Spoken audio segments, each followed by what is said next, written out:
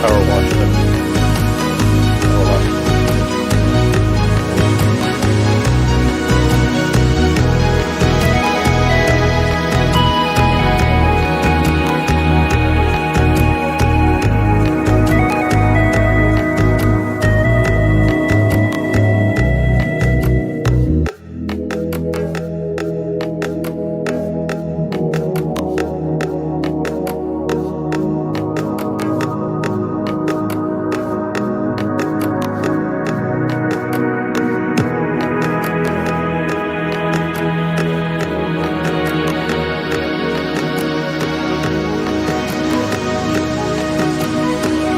So talk about having multiple technical issues yet again. The stream looked to have stopped while the music was playing, and it looked like the computer was doing a restart. Relaunched and all of a sudden live in the middle of another conversation. Anyway, if you're there and you're watching, please say hello. We have the same issue that we've been having for the last couple of weeks, which is those commenting on Facebook are coming up on my streaming website as Facebook user. And that's Wayne. So thank you, Wayne, for identifying yourself. So keep an eye on that. There you are, Mystery Yesterday. That is Elaine Dead-Felter. What day is this? Janet Moore wants to know. Fantastic to see you, actually. Yes, it is Tuesday. Something that happened that was sort of unintentional was that, well, not unintentional. I went to take pictures of Comet A3 Tsuchinshan-Atlas over Newgrange because it was a lovely clear evening. What I may not have realized, because there's a little bit of... So are you seeing the picture?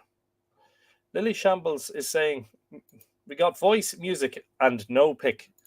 Are you seeing this ugly smush now? Elaine forgot to tell us. Oh my God, it's 34 Celsius. Stop boasting, will you? What is it right here, right now? In Dublin Airport right now, it is 14 Celsius. So you have 20 degrees on us. Yay, there you are. Okay, we're all good. We're all good, says Lily Shambles. So sorry about the confusion. So in my haste to go and get pictures, and you may have seen on the social media that I did capture what I consider to be some really nice images of this lovely comet over Newgrange. I totally forgot that that would extend into the period where I would normally be live streaming. So there I was at 8 o'clock yesterday evening, standing in a field at Newgrange Farm, watching this gorgeous cosmic visitor with its really long tail over Newgrange, taking loads of pictures. And then I'm like, aren't you supposed to be live streaming? You know? And yes is the answer. I was supposed to be. Did I excuse myself for the fact that I was going to be away? No, I did not. Do I apologize now? Yes, of course I do. Are you glad that all's good on Facebook? That's Janet Moran. Picture just came up, says Wayne. Brilliant stuff. Hello there, Star Children. That's Rex Fortenberry. Great shots, Anthony. Glad you enjoyed them, Rex. Sending a quick hello to Anthony on the tour from Paris in France. That's Peter Kennedy. Bonsoir, mon ami. Or mon, what did I say when we can't assume that we're close friends? Mon copain. I hope that Paris is treating you well. Do remember to sample the champagne and a couple of glasses of nice French wine, of course. Teresa Collins on YouTube is saying, hello, Anthony and Tua. Mythical Monday turned into Tuesday Tales. Looking forward to this. I like that. Tuesday Tales. Yes, indeed. This is 298. Yes, there are plans for an in-person 300. Haven't got a venue yet. Of course, that'll all happen at short notice. Life is busy. Lots and lots and lots going on. You may have heard a very brief conversation I was having with someone else on the old ham radio as I began transmitting. That was about my NCT. In Ireland, we have this annual national car test, and the van failed on numerous things, got all of them fixed, but there's still one issue outstanding, and the retest is on Thursday, and I have to get this issue solved tomorrow, which is the vehicle identification number on my Ford is not visible because it's covered in muck, apparently, but So I'm going to have to get a specialist cleaner tomorrow to take a look at it and do that. These are the things that happen in the background to keep the Mythical Ireland show on the road. Tuesday Thompson is saying, Happy Mythology Tuesday. Yes, indeed. And many happy greetings to you also. Helen Hirsch Chader has joined us. Brilliant. I'm so sorry that I did not give you any notice that I wasn't streaming last night. I returned home to find that on the Mythical Ireland community, there was a very... okay, so Barbara Murphy posted, is Anthony on today? And there were 27 replies. Wayne said he was waiting. Drinking on our own tonight, then he said. Haven't seen anything posted, said Adina, which is true because I hadn't posted any notification. Desiree was wondering the same thing. Movanwe was saying, oh. And Lexi said to Movanwe, I'll have to eat the whole bag of Lindt chocolate truffles now by myself. He's chasing comets, said Movanwe. Yes, exactly what was happening. Catherine Cleary said, hope everything is okay. Everything was more than okay. I was in a field all on my own, enjoying this most glorious view of a comet, which, haven't seen a comet over Newgrange since Neowise in July of 2020. But this one has a longer tail. Really beautiful. Nothing showing here on YouTube, said Alan Hoskins. Barbara Murphy and Lexi were both trying to get on. And Lexi said, all dressed up and no place to go. Sad. Barbara said, and I set my whole week for this, and I'm practicing for 300 as I am at a bar. Best order a double, said Wayne. Oh, brilliant. I'm a bit worried. This is not like Anthony, said Lexi. I hope he and his family and everyone there is okay. I'm seriously worried. Oh. Probably photographing the comet was Barbara's reply, and Rex shared a what's it called, a GIF, a moving image of a comet. And then I eventually did reply, say, all good, folks. I had to sacrifice the live stream to go comet hunting. Pictures coming shortly. Are you doing a makeup, says Barbara, or will number 300 be November the 4th? And I said, I'll probably stream tomorrow instead. Michael Pike said he had not seen me. Yeah, and there you go. So apologies for the panic. Must remember, I suppose I could have very quickly did a live stream from the scene. You wouldn't have been able to probably see the comet. Although I was able to take a couple of pictures with the phone. That's how bright it was, Now, back to life, back to reality. Who was it who was saying, I was worried about you when you weren't here? That's Elaine. And since I didn't get a reply to an email, glad you're okay. Erica Bowes joining us. She is on YouTube. Erica, a very good afternoon to you. Nagati Arihi is saying, naughty corner over. Welcome back. Great Northern Light photos. Muggy Rego is small compared with the comet overhead. Checked, but figured you were touristing. Got some writing done. Well, there you go. I mean, that's the common thing. That's the common sense thing to do. When Anthony fails to appear for a live stream, get something else done, Who is this? This is Kathy May Deo. Good day, Tua and Mr. Anthony. Missed being here. Hope all are well. I'm back from Oregon, and my father is well now. He's a tough 94-year-old. Brilliant stuff. Well, I'm glad to hear that he's good, and long may it last. Sandra Boothroyd is saying, evening all. So just to say at the outset, before we get launched into the episode, if you're interested in acquiring your own limited edition print of the comet, you could get one on the website at the link I'm just sharing now. If you're on the mailing list, perhaps wait for tonight's email to come around, which will have a discount code offering a 10% discount on same. The same discount code will be shared with patrons. So if you're not either on the mailing list or if you're not a patron, then do so now. Stand by one moment. I am being beckoned.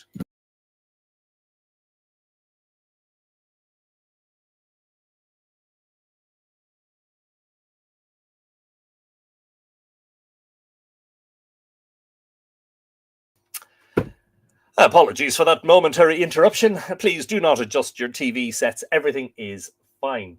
Edina Sparks is saying, afternoon, Anthony and the Tua. The photos are great, Anthony. Glad everything was okay. A breezy, cool day in New Mexico, 78 Fahrenheit. You call that cool? That's 25.5 degrees. That's one of our warmer summer days. Wow. Oh, to be in New Mexico. Actually, no.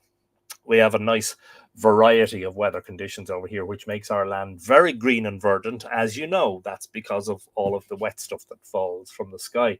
I missed the comet, says Kathy May. It's been cloudy and drizzly here in Newcastle, Washington. Yeah, well, on Saturday, myself and Dan did try to see the comet, got some photos of it, but it was very disappointing because it was much lower in the twilight and clouds got in the way. Then Sunday was completely overcast, so there was no hope of seeing the comet. And then Monday, the whole afternoon, the sun was shining and the sky was clear. And I said, this looks like it could be the chance. And there was some cloud building up in the west, some cirrus, some high-level cloud. But thankfully, it seemed to dissipate as night came on.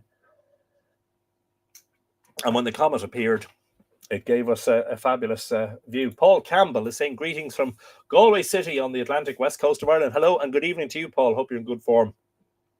So this evening, we're returning yet again to P.W. Joyce's Social History of Ancient Ireland. We were talking over the last few episodes about the early monastic schools and the Bardic schools. There was more of a focus on the Bardic schools, and that is because there is more written about them, or at least more of what was written about the Bardic schools survives than what was written about the ecclesiastic schools. Today, we're taking the focus a little bit narrower into the fili and the bard, the professional poets who were, I suppose, they had a particularly skilled, and you could say even elite profession. But as we've seen in previous episodes, it took a hell of a lot to become a fili or an olive in Ireland. The training was onerous and lasted for years and years and years. And the amount of material that you had to be able to recite was quite, shall we say, diverse, comprehensive, wealthy. You could even say that, you know. So, on with the show, as they say. I'll keep an eye on comments as they come in, but I hope you're all comfortable. And again, apologies for not being around yesterday without notice. And it was after 9 o'clock by the time I got home. And to be honest, I kind of said, will I stream now, or will I focus on downloading the photographs from the camera cards and, resizing them and putting the Mythical Ireland stamp on them and getting them online? And to be honest, I'm glad I did that. I think that the first post with the 3 images has been liked over 1,000 times, 50 comments, 176 shares. That would be probably the most, the post with the most interaction on it from the last probably month or so. In fact, possibly more than that. It seems to be difficult enough to get traction on anything these days where Facebook is concerned. Unfortunately, we've been talking about that lately. I've been talking about that lately, and I've been probably annoying you about it, but my view on it hasn't changed. Facebook, the last photo that had any sort of decent traction was a partial eclipse of the moon that I took at 3:30 in the morning on the 18th of September. And even that didn't even have 500 likes. So yeah. And if I share anything at all about my books or calendars or whatever, they get no traction. By the way, calendar is gone to print today. The calendar is on the printer.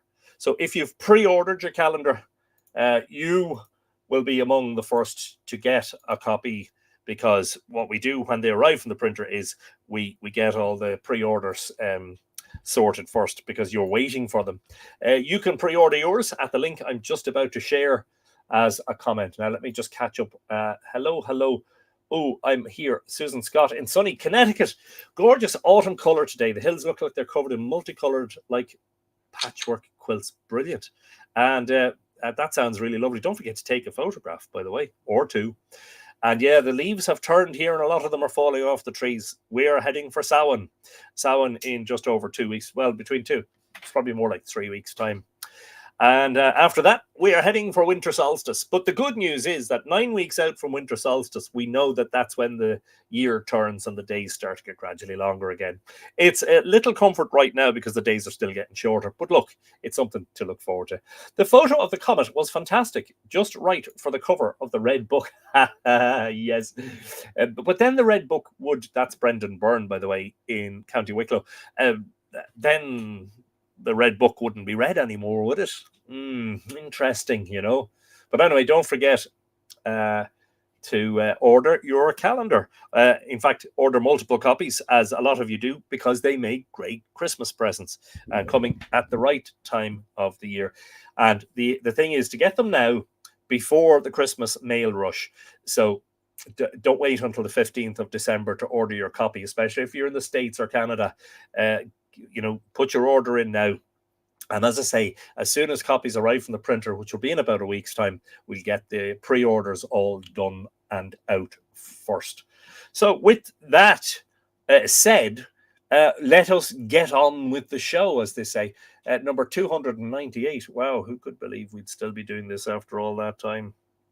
Fili and bard. The word fili, F-I-L-I, or file, F-I-L-E, variant spellings, which wouldn't be unusual with Irish words, was applied to the highest orders of poets, also often called Acis, E-C-E-S, Finacus, Finnegus, the wise druid who was present when the salmon of knowledge was caught and accidentally eaten by the boy Jevna to become Finn McCool.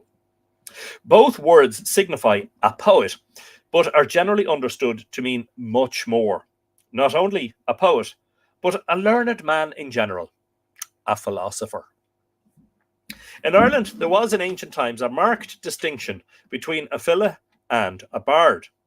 The word bard does not occur as the designation of any one of the ancient leading poetical degrees, but it was in common use to denote an inferior sort of poet. A bard was considered a mere rhymer, having neither the training nor the knowledge of a file. The distinction is noticed by the writer of the Book of Rights, the rights and privileges of the kings, that is. Quote, yes. The quote begins after the brackets. Okay. The rights and privileges of the kings, that bit's in brackets, open quote, are not known to every prattling bard. I like that. In Irish, bard, Bailgach, prattling bard. It is not the right of a bard, but the right of a file to know each king and his right, unquote. The position of a bard is clearly stated in the sequel to the Cree Gowloch. Quote, a bard is one without lawful learning, but his own intellect, unquote.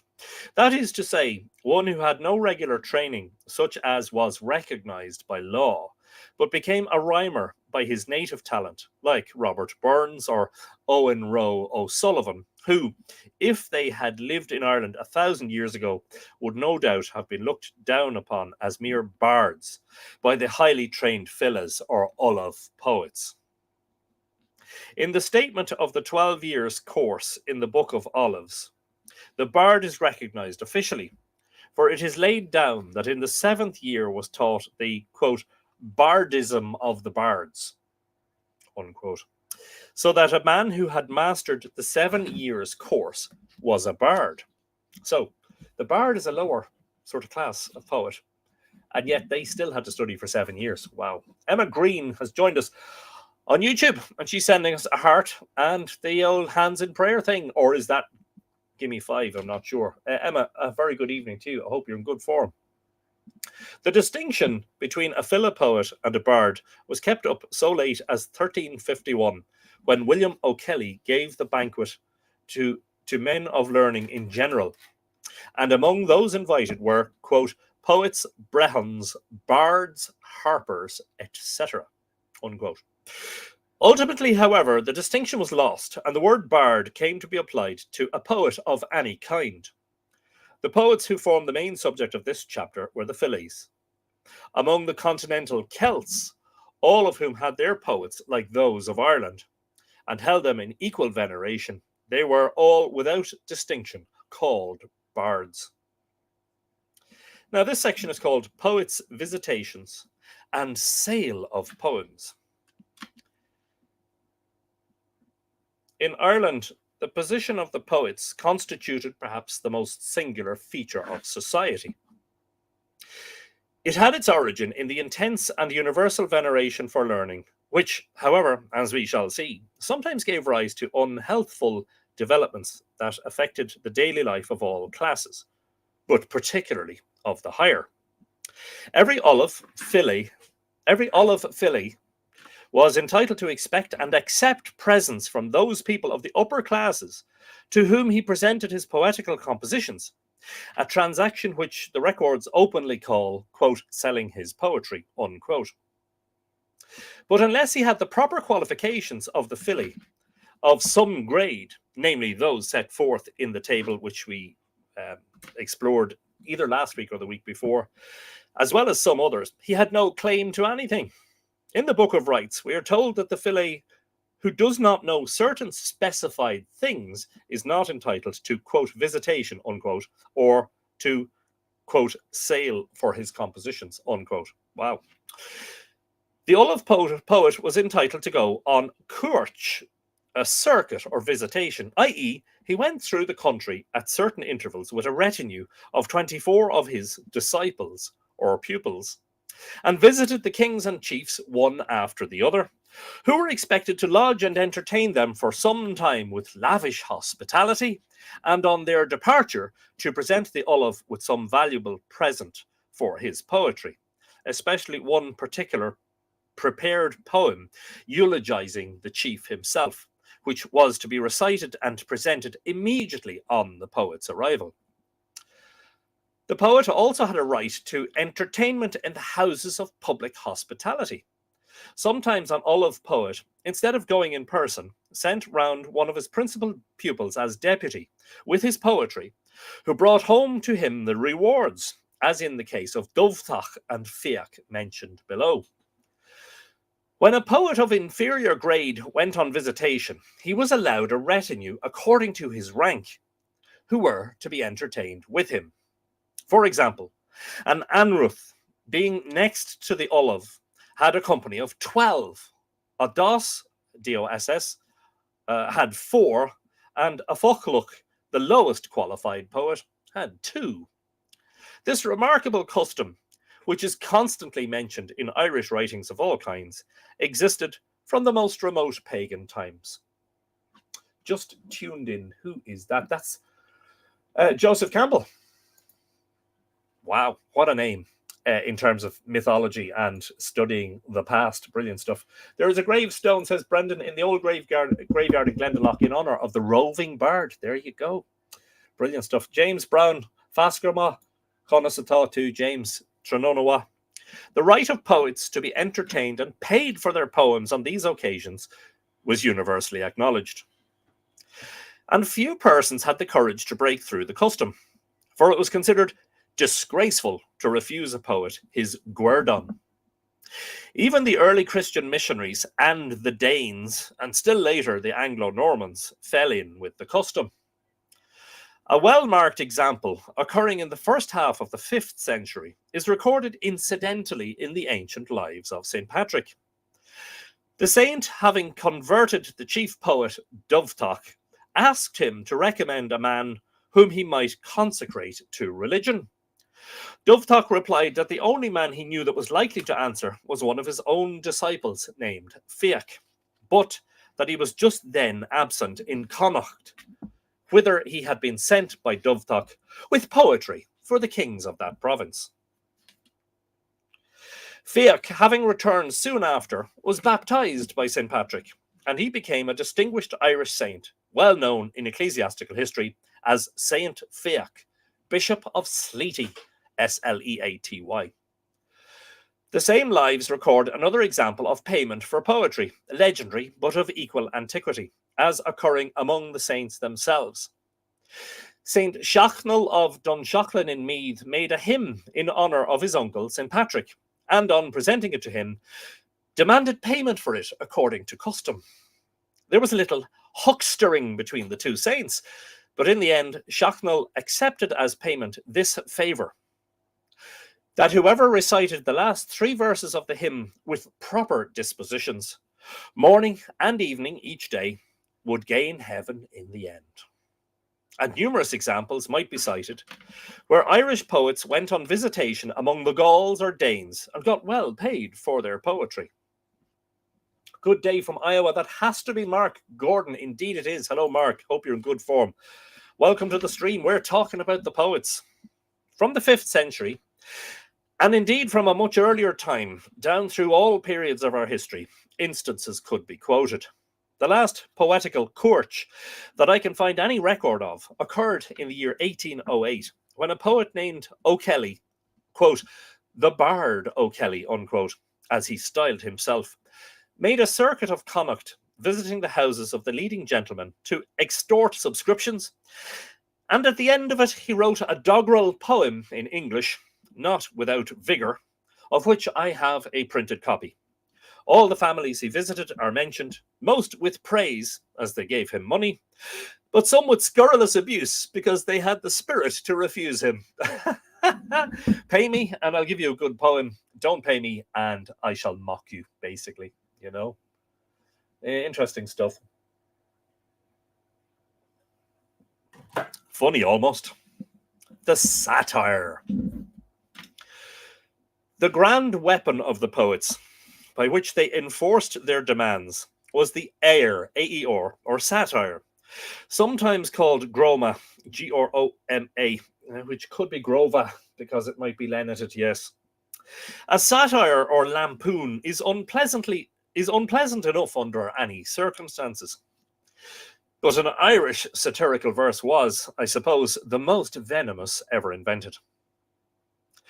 For it had, as the people believed, some baleful preternatural influence for inflicting mischief, physical or mental, so that it was very much dreaded. A poet could compose an air that would blight crops, dry up milch cows, raise a farv or a bullock, i.e. an ulcerous blister on the face, and what was perhaps worst of all, ruin character and bring disgrace. The dread of these poetical lampoons was as intense as in the time of Spenser as it was 8 centuries before. As is shown by his words, quote, none dare displease them, the poets, for fear to run into reproach through their offence and to be made infamous in the mouths of all men, unquote. We certainly don't want to be infamous in the mouths of all men. I'm sure you told us in another episode, but how many years did you have to study to become an A-listed poet? Was it 19, I think, wasn't it? It was 12 at least, if not 19. Actually, I can probably quickly check. Yes. 12.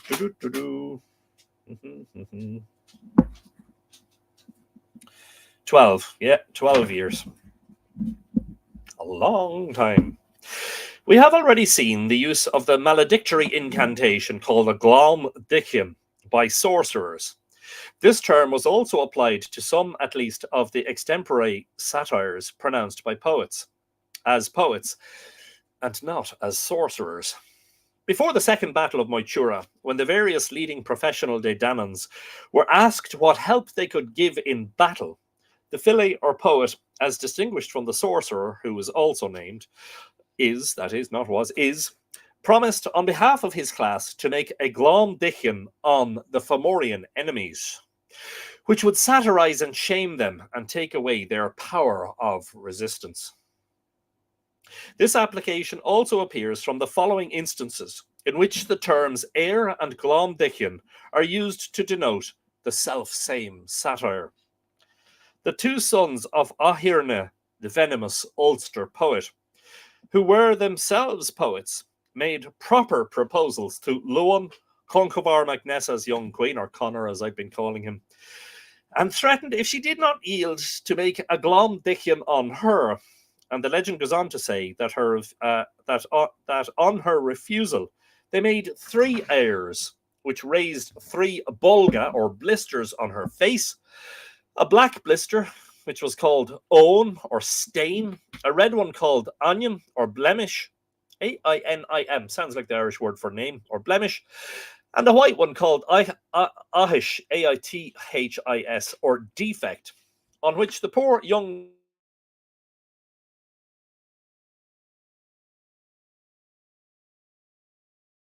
This was the crowning and last iniquity of Ahirne and his family. For the Ulstermen, urged on by Connor, rose up in a rage and slew the whole three and destroyed their dun. So also the satire made by Mac Adnai on his uncle Cair is called in one place Air, A-E-R, in another Glom Dickon, and in a different copy, Glom, simply G-L-A for the M. Sometimes the pronouncement by a poet of a glom dickon against a king or chief who refused to pay him the just reward of his poetry was attended with curious and elaborate formalities, different indeed from those used by professional sorcerers, but hardly less pagan. It was a solemn excommunication, or rather curse, pronounced from the top of a hill by a company of seven, namely one of each of the seven orders of poets, of whom the aggrieved poet was one. The whole wicked process, as described in the Book of Ballymote, may be seen in O'Curry's lectures from a literal translation by Stokes in Revue Celtique. According to a statement in an ancient manuscript quoted by Stokes, quote, the blisters would grow on the poet himself, and he would straightway perish if he satirized the guiltless, unquote. So you had to be very careful who you satirized, because if it was the wrong person, you could be bringing terrible bad luck upon yourself. So you have to just make sure to do the right thing. The poets who pronounced the two villainous and undeserved satires on Luan and Cair escaped the blisters, but they perished immediately after. The poetical Gláim Dickon was always an extempore composition, in other words, recited without any rehearsal whatsoever. In what do you call that? When you do something in extempore is also, I'm looking for the word and I can't think of it. And would be helpful if I turn my keyboard on. Extempore.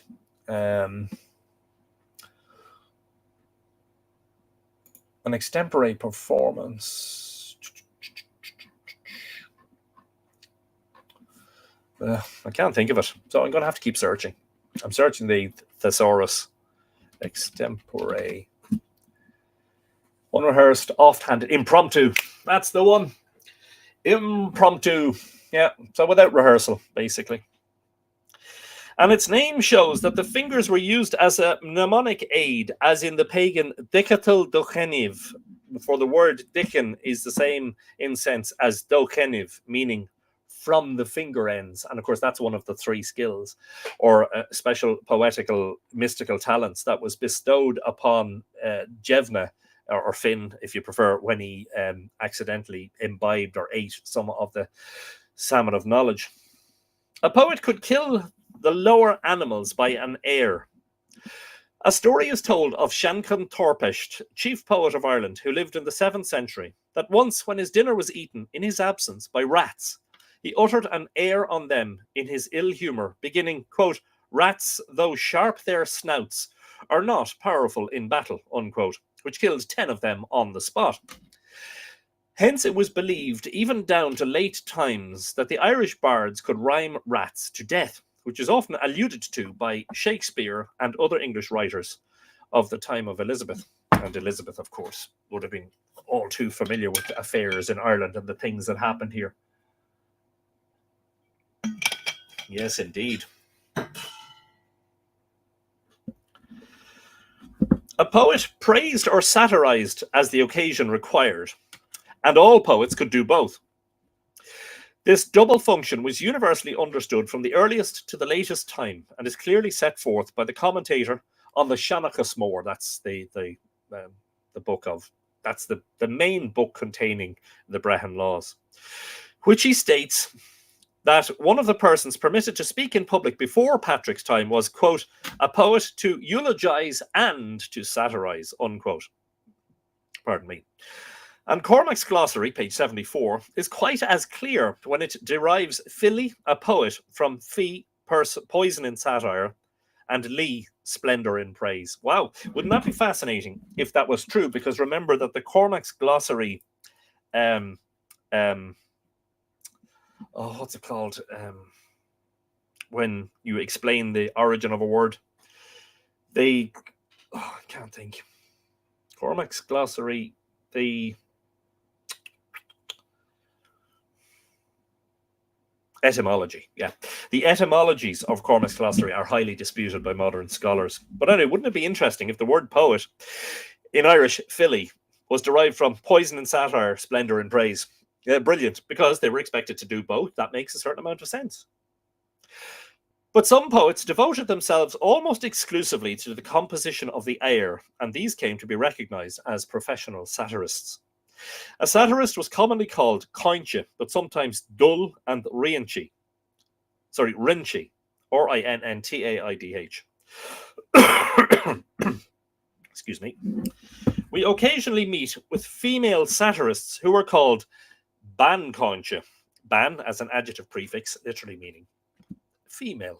Or as we used to say, a ban garda was a female policewoman in Ireland. We don't use that explanation anymore. All Gardaí are Garda Síochána. They're not distinguished by their gender. The Brehon law laid down a penalty for an unjust satire.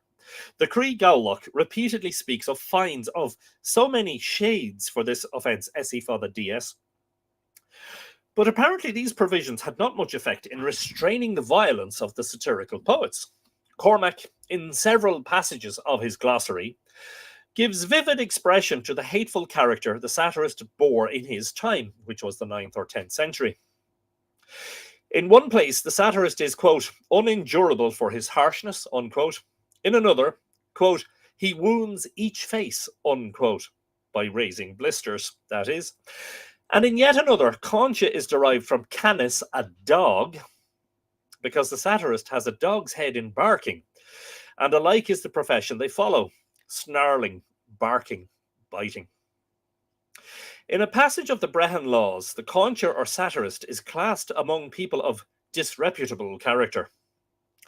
In the time of Elizabeth, an Irish satirical poet named Angus O'Daly, commonly known as Angus Non-Air, Angus of the Satires, lampooned the Irish chiefs with the intention of turning them into ridicule. Hired for his vile function, he was universally believed by Lord Mountjoy and Sir George Carew. He traversed the 4 provinces and had a scurrilous verse for every chief he visited. All went well with him till he came to North Tipperary. Here at a banquet, he uttered some scurvy remarks about Omar, the chief of Icarin, on which one of the clan became so infuriated that he drew a scian or dagger and brought Angus and his scurrility to a sudden end. Then there was the deathbed repentance, for when dying, the poet uttered one more stanza, revoking all his villainous sayings about the Irish chiefs. This poem has been translated and edited by O'Donovan, whose introduction gives a vast amount of information regarding Irish satires and satirists. Very late today. That's Anne Scott Doherty. No problem at all, Anne. Good to see you. Hope you're in good form. Our internet is out and had to create a hotspot. Ooh, yes. Etymology. Thank you, Heather Marie. Yes, that was the one I was looking for. Very close, Helen. Entomology. Not quite the same thing, isn't it? Yes, something to do with animals or small insects, isn't it? Something, but isn't there a joke? What's the difference between entomology and etymology? Something and something on something I can't explain. Somebody will come up with that anyway. Splendor and praise like that. We'll use that. That's Evania Lee. Yes, indeed. Good morning to you. General character of poets. Many authorities, among them Colgan, believe that the poets of the Christian times were the direct representatives of the Druids of the old pagan ages. As bearing out this opinion, it is certain that, notwithstanding Columkill's action as related next page, the poets and the Christian ecclesiastics are often represented in our records as hostile to one another, and the ceremonies at the pronouncement in Christian times of a glom dickin by a poet were very pagan in character. All people, high and low, had a sincere admiration and respect for these poets. Well, sincere admiration and respect. Maybe it was a respect out of fear. And so far as the means permitted, willingly entertained them and gave them presents, of which we find instances everywhere in the literature. And the law made careful provision for duly rewarding them and protecting them from injuries. But, as might be expected, they often abused their position and privileges by unreasonable demands, so that many of them, while admired for their learning, came to be feared and hated for their arrogance. Their rapacity gave rise to a well-known legend, if legend it is, recorded in Cormac's glossary and elsewhere, that they had, quote, a cauldron of greed, unquote, called a boga, made of gold and silver, weighing 12 ounces, which they carried about, suspended by little chains of findruna from the tops of their spears. Findruna is what is that? White silver or white gold or something like that, isn't it? White bronze, is it? Into this, every person who gave them anything put the donation. Their oppression became so intolerable that on 3 several occasions in ancient times, at long intervals, the people of all classes rose up against them and insisted on their suppression. But they were saved each time by the intervention of the men of Ulster. The last occasion of these was at the Convention of Drumketa in the year 574, during the reign of Eadh mac Einmirach, when the king himself and the greater part of the kings and chiefs of Ireland determined to have the whole order suppressed, and the worst among them banished the country. Banished from the country? It just says banished the country. Banished country. But St. Columcille interposed with a more moderate and a better proposal, which was agreed to through his great influence. The poets and their followers were greatly reduced in number. Strict rules were laid down for the regulation of their conduct in the future, and those who were fit for it, especially the Olives, were set to work to teach schools with land for their maintenance, and so as to relieve the people from their exactions. It should be remarked that at this Drumketa Council, as on the 2 previous occasions, it was the fili poets alone who were in question, not the bards. Much has been said here about the poets that abused their privileges. These were chiefly the satirists, who were mostly men of sinister tendencies. But we should glance at the other side. At all periods of our history, poets are found of noble and dignified character, highly learned, and ever ready to exert their great influence in favour of manliness, truthfulness, and justice. To these, we owe a great number of poems containing invaluable information on the history and antiquities of the country. And such men were at all times respected, loved, and honoured, as will be shown in the next section. The poets played a noble part during the Elizabethan and Williamite wars, as well as during the time of the penal laws. They threw themselves passionately on the side of their country, and many of their fine patriotic poems are still extant, fiery or sad, as the occasions called them forth. They exerted considerable influence in stirring up resistance, and hence they were pursued with unrelenting hostility by the Anglo-Irish government authorities. Well, there you go. It should be remarked that there were poetesses also, of whom many are noticed in the literature. A historical instance occurs in the Annals of the Four Masters, who, under the date AD 932, record the death of Olach, daughter of Muvnachan, chief poetess or Banachus of Ireland, unquote. And we even have contests of wit. The Irish poets were much given to contests of wit, usually carried on in the following way.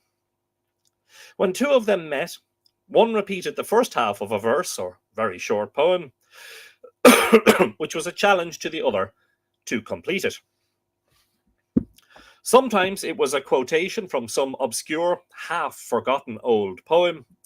Sometimes an effusion composed on the spot, in which case the second poet was expected to give extemporaneously a second half of the same length, prosody and rhyme, and making continuous sense. Wow, what a challenge. And they were well up for it. This practice was common among other ancient nations as well as among the Irish. And according to Stokes, and that's from Achal of Mashanorach, it still prevails in Portugal and India. In Ireland, it was believed that a true poet never failed to respond correctly, so that this was a test often applied to expose a poetical pretender. On one occasion, St. Comian repeated 2 lines of poetry to his half-brother Covgun, on which Covgun, without a moment's hesitation, composed and repeated 2 lines which completed the quatrain and carried on the sense in perfect rhythm and rhyme. This is a translation of the complete quatrain, which is on the subject of smithwork, speaking of which we haven't yet seen Tom King this evening. Hopefully he is busy at the forging things and making beautiful items, as he always does. Comium. The pincers grasps the glowing iron bar. Down comes the ponderous sledge with thundering sound. Covgun. Sparkles in showers are flying near and far. The bellows plays a murmuring tune all round.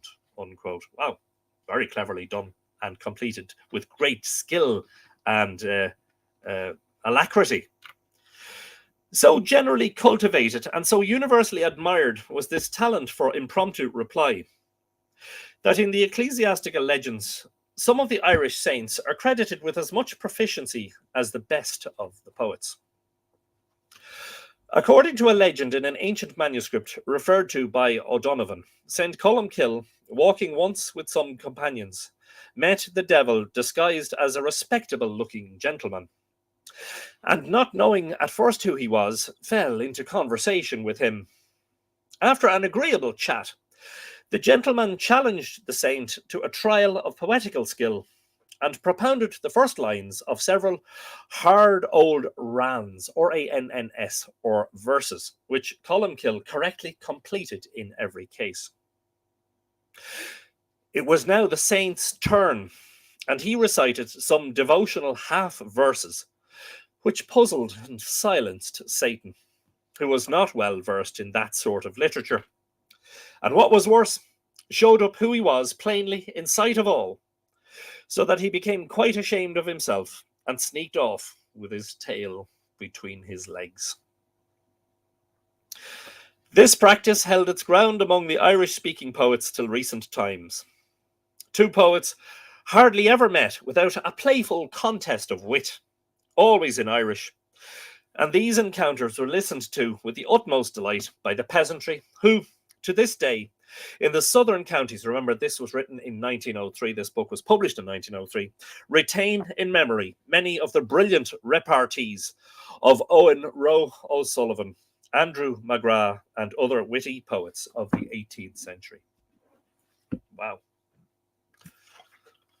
So, in order to be a poet, it wasn't just about learning stuff and being able to recite stuff. It was about a contest of wits. You had to be able to, extemporaneously, finish a quatrain that someone else had started. And you had to be able to praise and satire in equal measure. Tom Isteach. So that must be, oh, that's Tom King. There you go. We were just talking about smithwork. And lo and behold, the great man appears. If I had to guess, I would have said that was Nora Gaffney O'Connor, who likes to use at least a couple of focal as Gaelga. There you go. Tom, I hope all is good with you. And always good that you're not so busy that you can't join us on an episode. I'm just going to read a little bit more, and then I'm going to retire. I'm tired. I may have been overdoing it lately. Honours and rewards for learning. in many other ways besides those indicated in the preceding part of this chapter. The people, both high and low, manifested their admiration for learning and their readiness to reward its professors. From the period of myth and romance down to present times, we trace a succession of learned men in all the professions, to whom the Irish annals accord as honoured places as they do kings and warriors. And Olive sat next to the king at table. And this is an NB because I've been saying this for years. It's so important. He was privileged to wear the same number of colours in his cloths as the king and queen, namely 6, while all other ranks had fewer. The same dira or dignity fine was allowed for a king, a bishop, and an olive poet. And they had the same joint at dinner, namely the larrock or haunch, the best of the meat, only the best of the meat for the chief poets. Wits are so overlooked, says Ivania, and that is so true. Excuse me, the musical word challenges, says Lily. They still do that these days, not sure if it's hip-hop or something. Yeah, actually, funny enough, yeah. Brendan and Tom. It wouldn't be the same without you, Brendan says to Tom, and Tom says, you're the best, Brendan, thanks a bunch. It is true, by the way. The several grades of learned and professional men were on a level in body fine and social rank with the chieftain grades. The Fir Lion, or Drimcley, or as he was often called, the Sai Litra, Doctor of Literature, ranked with the chief or king of a tua, his tanist or intended successor, with an Ara Ard or Forket Lodge, professor or teacher, with the lowest rank of Ara Forgol and the Stare or historian, with the Ara Dessa or Ara Jessa. We have seen that a king kept at his court an olive of each profession who held a very high position and had ample stipends. And once a family was selected to supply olives to the king, they were freed from the customary tribute. The general tendency to honour learning is shown also by the recognised practice of kings to promote to positions of honour and trust those who had been their tutors in early life. For example, when Aed Ordnia became King of Ireland, AD 797, he made his tutor, Fohad of the Canon, not only his chief poet, but his trusted advisor in state affairs. And when Brian Boru came to the throne of Munster, AD 976, he appointed as his secretary and confidential advisor Miles Suhan O'Carroll, a distinguished lay scholar, quote, chief sage of Ireland, unquote, who had been his tutor at the College of Inishfallen. This veneration for poets and other learned men remained down to a late period, unaffected by wars and troubles. We read of great banquets got up on several occasions to honour the whole body of men of learning, to which all of the professional men within reach were invited. Several such banquets are commemorated in our records, and some were on a vast scale and lasted for many days. In 1351, William Boy O'Kelly, King of High Manny in Connacht, invited the learned men of every profession to his castle of Gala near Castleblaney in Galway. Well, there's a Castleblaney in Galway, this one in County Monaghan too. What's up, Mythos, says Snapper Earl. Hello, Snapper. How are things with you? Hope you're in good form. They came in vast numbers and were lodged in long streets of tents round the castle. Each street was set apart for one particular profession. One for poets, one for bards, one for brehons or lawyers, etc. This banquet was celebrated, and O'Kelly himself was glorified in a poem by his Olaf Fili Geoffrey Finn O'Daly, in which the rows of tents are aptly compared to the lines of letters in a manuscript and the castle to a large illuminated capital. I like that. The Four Masters and other annalists relate another banquet of this kind, or rather, two successive banquets, Given a short time before 1451 by Margaret, wife of O'Connor of Offaly and daughter of O'Carroll of Ely, or Ely, a lady who is greatly praised by the Irish for her unbounded benevolence and love of learning. Quote, the learned men of Ireland and Scotland were invited, poets, musicians, brehons, antiquaries, etc. The first meeting was held in Killay near Tullamore, when 2,700 were present, and the second at Rathangan in Kildare, to which were invited all who were absent from the first. Lady Margaret herself was present, and she sat high up in the gallery of the church in view of the assembly, clad in robes of gold, surrounded by her friends and by the clergy and brehons.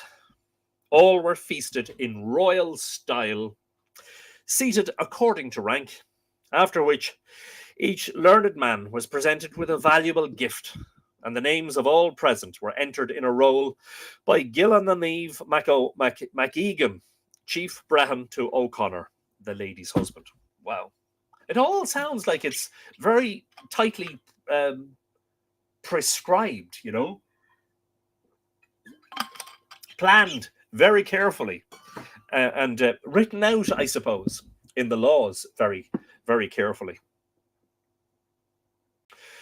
Perhaps the most signal instance in the Irish records of the respect for learned men of high character and of the confidence reposed in them is the fact that on the death of the High King Malachy in 1022, as there happened to be then no claimant to the throne of Ireland, or for the throne of Ireland, the government of the country, pending the election of a king, was placed in the hands of two eminent men who acted as joint regents. Cuam O'Loughlin, a layman, the most distinguished poet and scholar of his day, and Corcan, the cleric of Lismore, quote, the head of the west of Europe for piety and wisdom, unquote, as the Four Masters style him.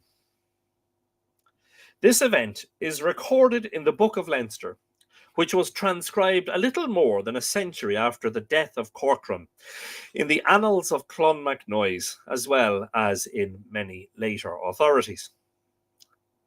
This, however, is the only recorded instance of such a devolution. But among the minor kingdoms, the appointment of a regent during an interregnum must have been a usual occurrence, as we learn from the words of Cormac's glossary, quote, every time there is no king in the Tuas or smaller kingdoms, it is Brachi that serves on them for administering local law, unquote.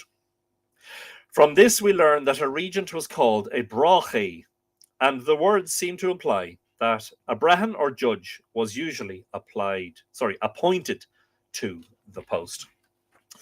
Kind of important that you have the right people in charge when there's no king.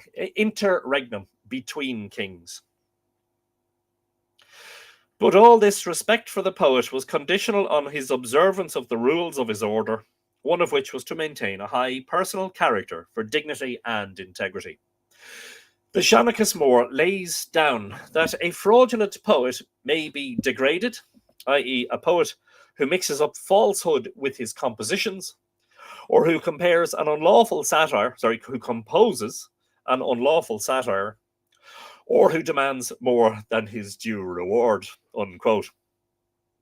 A poet, i.e. one belonging to the recognised grades, was obliged, according to an ancient ran, or verse quoted by Doald MacFurbish, to have, quote, purity of hand, bright without wounding, purity of mouth without poisonous satire, purity of learning without reproach, and purity of husbandship, unquote, i.e.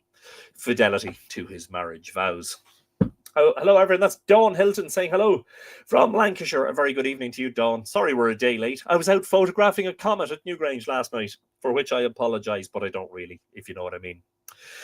The Anglo-Norman lords, after they had settled down in Ireland, became as zealous encouragers of Gaelic learning as the native nobility.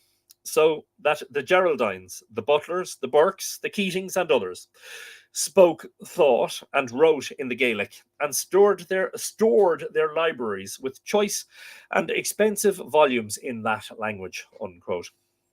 They kept, moreover, in their service olives of every profession, brehons, physicians, etc., and remunerated them, in princely style, like the native chiefs, and are often found, and they often founded or endowed colleges. Wow. Yeah, part of the reason that the Anglo-Irish lords and barons sort of garnered a reputation as, quote, being more Irish than the Irish themselves, unquote, you know. I noticed a lovely shot, says Dawn. Well, I'm very grateful. And this is, I hope you can forgive me for postponing the episode by a full 24 hours. While I cavorted around the fields of Newgrange Farm, seeking that elusive angle where the comet appeared to be setting into the great monument of Newgrange, which I believe and I hope that I captured in those images. Anyway, just a reminder that if you want a limited edition print of one of those is certainly available. I may make a couple of others just in case people are looking for choice. Please do visit the Mythical Ireland website, and in the drop down, actually in the search bar, you can just search for Comet Atlas. But I will share the link with you to make life easy on you. I know how you all like life being made in, sorry. Comet Atlas. Oh, keep forgetting. I switched my keyboard off because sometimes I hit the wrong key, and there's a power button on the keyboard. So if I drop the book on the keyboard, I could actually power the whole computer off and the whole episode would be gone and I'd have to restart. So if you're looking for an image of Comet A3, it's Comet C/2023 Tsuchinshan-Atlas, or A3. The designation C means that it's not a periodic that comes back with at regular intervals. It's one of those, the last time it came around was 80,000 years ago. And Tsuchinshan-Atlas, well, Tsuchinshan appears to be related to the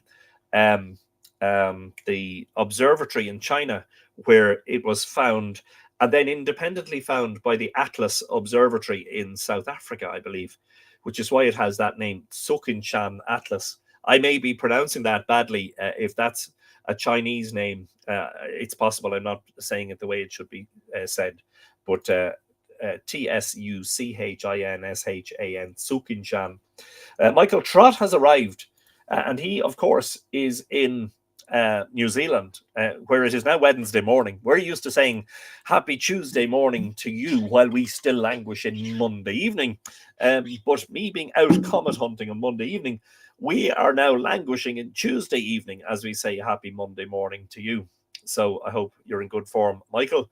And I hope you got to see Comet Atlas Tsuchinshan in the early morning skies down there before it passed by the sun and is now visible mostly from the northern hemisphere as an evening object. We watched with delight and intrigue and a bit jealousy for several weeks as our fellow astronomers and photographers in Australia and South Africa and New Zealand and in the Philippines and in Indonesia and in other places, India and Sri Lanka, shared beautiful images. Oh, and not forgetting South America, of Comet Tsuchinshan-Atlas as it grew this really long tail as it headed for its closest approach with the sun, which is called perihelion or perihelion, and also its closest approach to the Earth, which were in the same week, I think.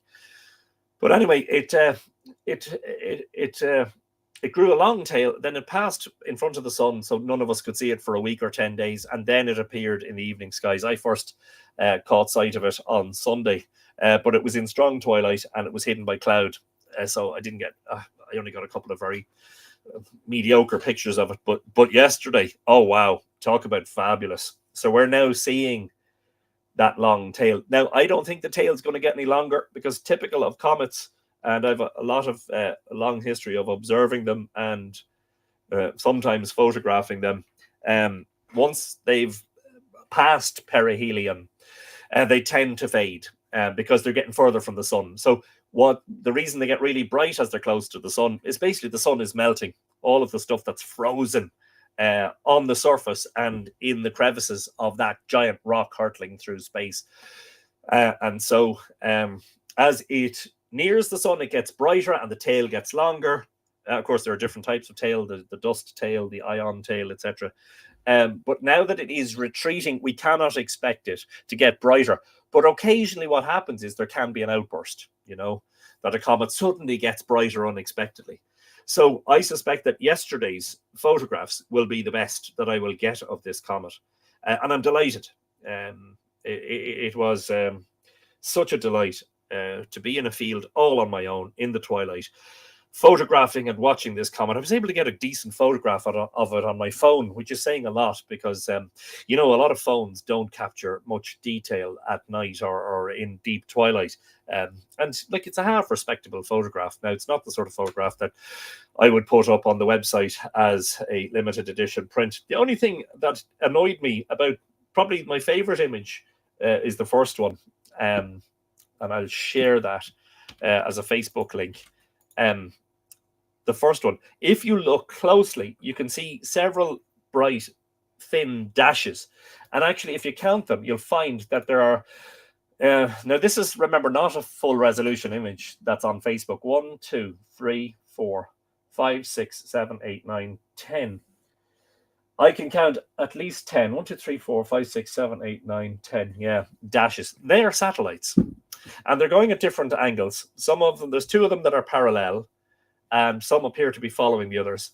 Most of them are probably what are they called? Starlink, Elon Musk's satellite system, which provides fully accessible, high-speed broadband at a price around the world. And there's a whole constellation of those satellites orbiting the Earth constantly. And he's always launching more. And they've become so ubiquitous. They've become so commonplace that what exposure time was on that? Let me just check that now for a moment. That I just need to quickly check how long that exposure was. Pardon me for one moment. I'll tell you, it's certainly no more than 30 seconds because I didn't have the intervalometer with me. So most of what you see,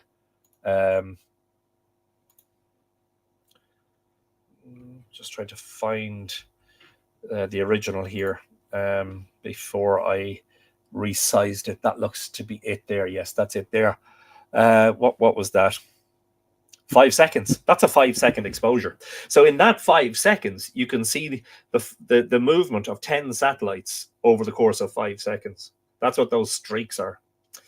So, I mean, I could take those out. I could edit them out, but I don't like doing that because to me, that's not an honest reflection of what was captured at that moment, Also visible is a bit of an anti-tail. So that's from the head of the comet, you'll see the tail sweeping backwards, but there's a part of the tail that's appears to sweep forward. Well, that's because the comet, from our plane of view, has rounded the sun. So its tail was facing one direction and then swept around and is now facing the other.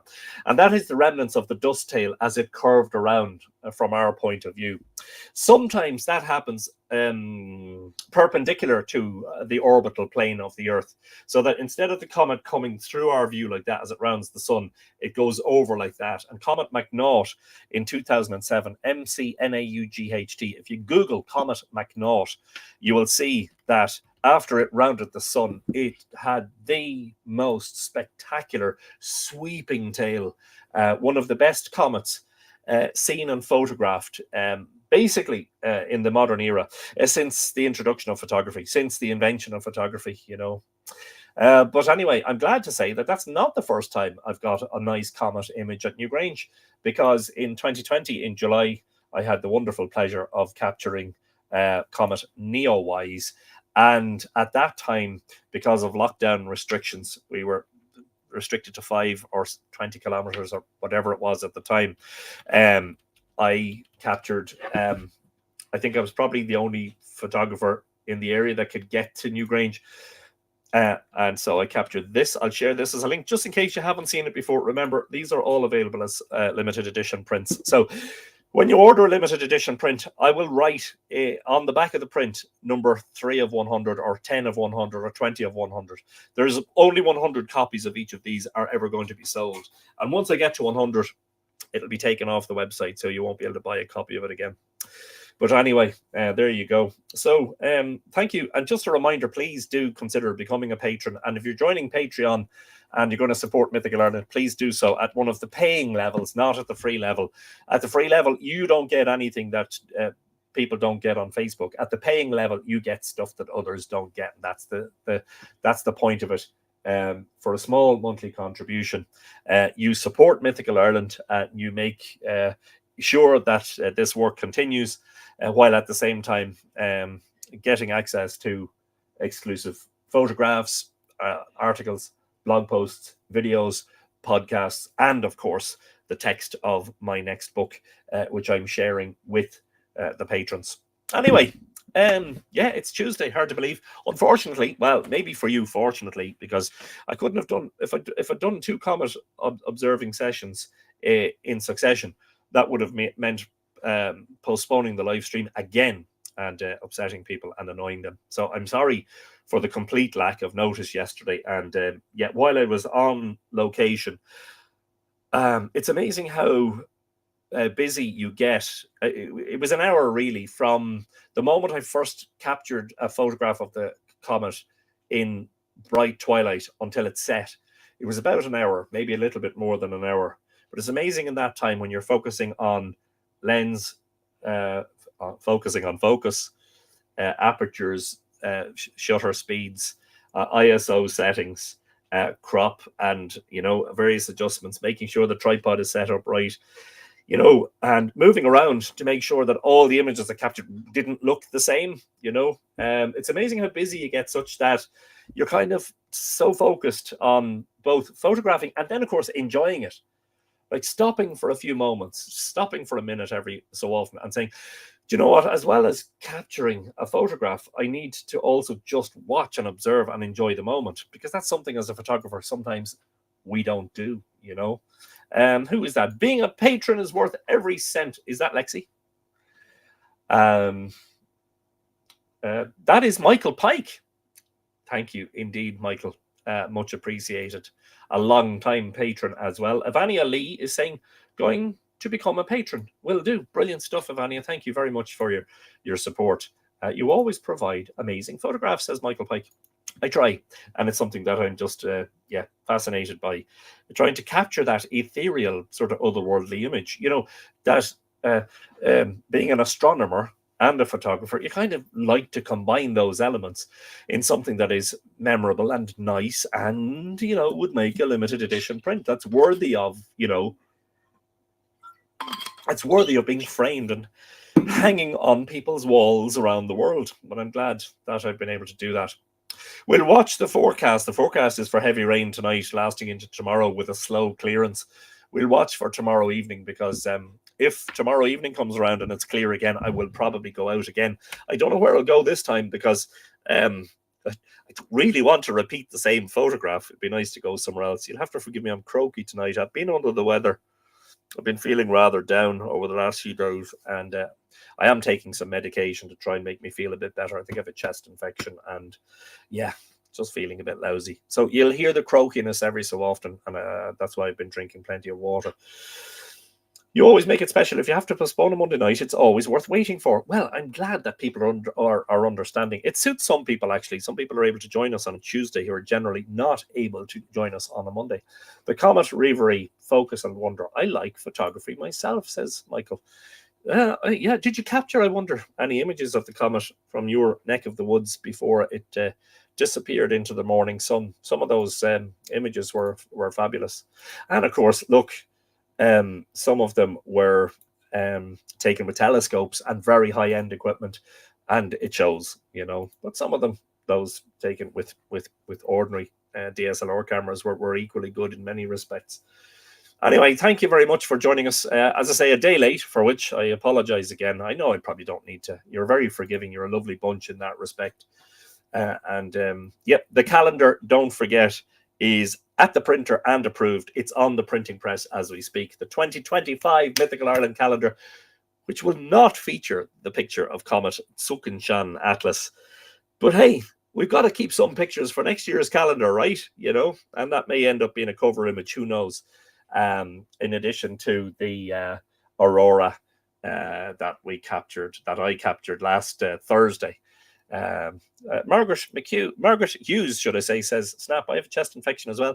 I think, Margaret, it's got to do with the changing weather. It's, you know, one day like today, it's quite mild today and it's damp. And then you got days like yesterday where it was dry but cold, you know, so you warm and damp and dry and cold, and you have that sort of variation. And I suppose you're coming in and out of warm houses where you don't know whether to put the heating on or whether to leave it off. So, like, I have the window open here. It's mild tonight. I think it's mild tonight. And yet, maybe standing for an hour at Sheedenbroga or Newgrange yesterday evening, taking pictures of the comet didn't help me at all. You know, especially because the ground was very damp. I mean, it was very, very moist, the air, such that when I finished, when I was carrying my tripod, the tripod was pretty much wet with dew. And that was like the first hour of nighttime. So, but then I'm always saying I don't mind the cold days in winter so long as it's bright and sunny. Last winter, we had a lot in Ireland, a lot of overcast grey days where the temperature was like 13 degrees Celsius. But it was very grey from beginning to end, and the day felt shorter because you didn't see the sun, and you know, it's just better and brighter when the sun at least, you know, tries to show itself. Yay, eager to have my 2026 calendar. All good works take time. That's Michael Pike. Good stuff. Thanks, says James Brown. Hello, James, watching on YouTube. And Elaine Dent-Lingenfelter is waving. All we can do is wave back. So, yeah, calendar. Get your limited edition print and become a patron if you're not one already. Thank you very much. Same in Lancashire. Weather is muggy, says Dawn. Yeah, and the worst of it is, like, you know, it's a muggy evening and it's mild and all the rest and cloudy, but the rain is yet to come. In fact, it looks like it's just going to arrive here. I'm just looking at the Met Éireann rainfall radar, and it looks like there's plenty of rain sweeping up. What direction is it coming from? From the south. Oh, wow, that's unusual. Okay. A lot of our weather systems come from the southwest, from the Atlantic, but this one is coming straight up from the south. And it looks like it's bringing rain with it. The forecast said there were chances of isolated thunderstorms as well, so watch out for that. Anyway, thank you all for tuning in. Ghost says, Sláinte. Thank you very much, Ghost, for joining us on YouTube. Yes, it's nice to see the sun. I do say that. I mean, even a mixture. Like, if it's partly cloudy during the day, but then partly sunny. But those endless cloudy days that we had last winter, I kind of grew tired of them, to be honest, you know. But anyway, look, we live in hope. We live in hope, as they say, that this winter will be a brighter one. Because it won't be as long then, you know, because it does help to shorten the winter when the days are bright and sunny. Rain, says Kenneth. No, liquid sunshine. Yes.